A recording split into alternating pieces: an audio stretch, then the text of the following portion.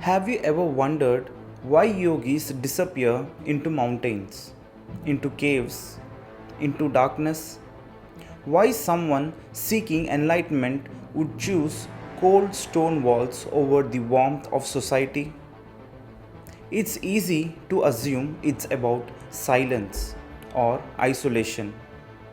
But what if caves were never meant to be escape rooms, but energetic amplifiers, natural laboratories built by the earth itself?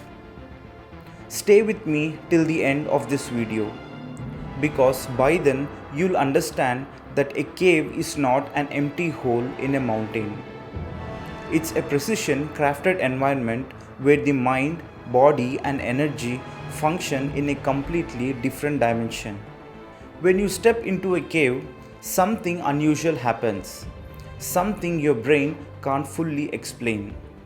The temperature drops, sound dissolves, and the absence of sensory input creates a vacuum inside you.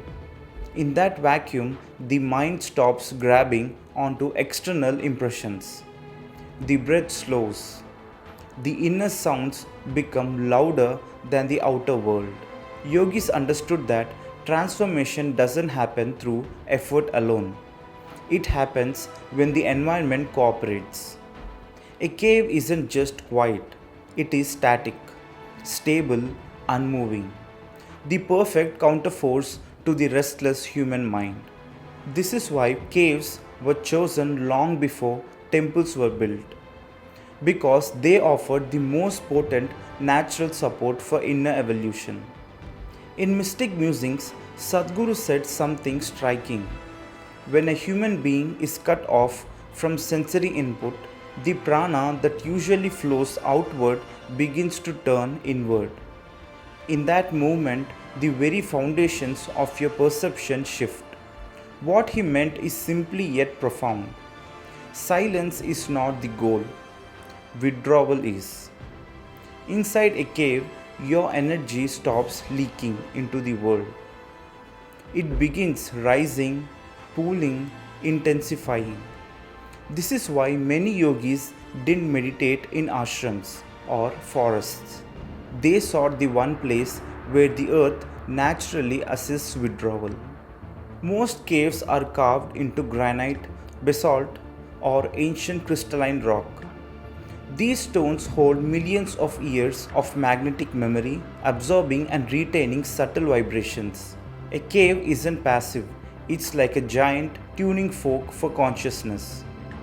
When a yogi sits inside, their heartbeat echoes through the stone. Their breath ripples. Their energy imprints itself into the walls. Over time, a cave becomes charged, not spiritually, but magnetically.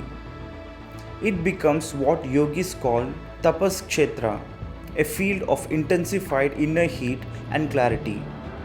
This is why, even centuries later, meditators can feel something alive inside old caves like those in Gangotri, Badami, and Amarnath.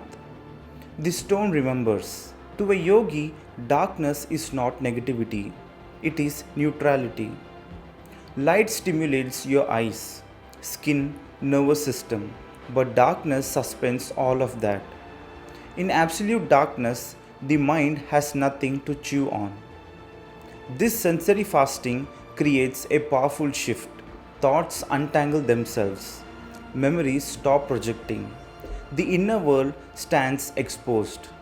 This is why yogis say, in darkness you stop seeing the world and start seeing yourself. The cave becomes a mirror that reflects only what is within you. If you've ever been in a cave, you know even a tiny whisper feels different. This is because sound behaves strangely inside a curved enclosed space. It loops, it returns, it amplifies. Chanting inside a cave isn't devotional, it is energetic engineering. A mantra repeated in such a chamber doesn't just vibrate your throat, it vibrates the space. It bounces, merges, and comes back as a stronger wave. This rebound effect magnifies the mantra's impact, creating a powerful cocoon of resonance around the meditator. This is one reason why so many ancient yogis composed mantras in caves. The environment refined their perception. A cave is a perfect closed system. Nothing escapes. No breeze, no sound, no distraction, no sunlight, no movement. The body settles into a primal calmness. The mind stops negotiating with the world. Energy begins to accumulate. In a normal environment, your presence is constantly interacting with something: temperature, noise, light, people. But in a cave, interaction drops to nearly zero. That absence becomes the most potent catalyst for inner alchemy. This is why some practitioners claim they needed only a few hours of deep cave meditation to experience what would take weeks in the open. Neuroscience confirms something yogis always knew. When sensory input drops drastically, the brain shifts into theta and delta states, patterns seen in deep meditation and in the moments before sleep. These states are known for creativity, intuition, memory integration, and expanded awareness. But yogis use them not for creativity, but for dissolution, to melt the boundaries of identity, to erase the filters that separate the individual from the cosmos. The cave, by removing external noise, turned the practitioner into their own universe. Some yogis didn't live in caves because they hated society. They lived there because their work demanded it. Certain sadhanas require the practitioner to hold a single pointed focus for months without interruption: eating, sleeping, talking. Even small interactions could break the energy momentum. In the world, distraction is endless. In a cave, there is nowhere for the mind to wander. This environment lets a yogi gather an intensity impossible in daily life. The cave becomes the crucible where transformation becomes inevitable. Think about it. For thousands of years across cultures, from the Himalayas to the Tibetan plateau to the Greek mountains, seekers have gone into caves, not to run away from life, but to enter the deepest layers of life. What does that tell us? That human beings instinctively know something modern life forgets. Silence isn't just quiet. Isolation isn't emptiness. Darkness isn't absence. These are environments where consciousness sharpens itself, where the inner world becomes louder than the outer, where a human being can shed the noise of society and encounter the truth without distortion. Caves are not places of retreat. They are gateways into deeper dimensions of perception.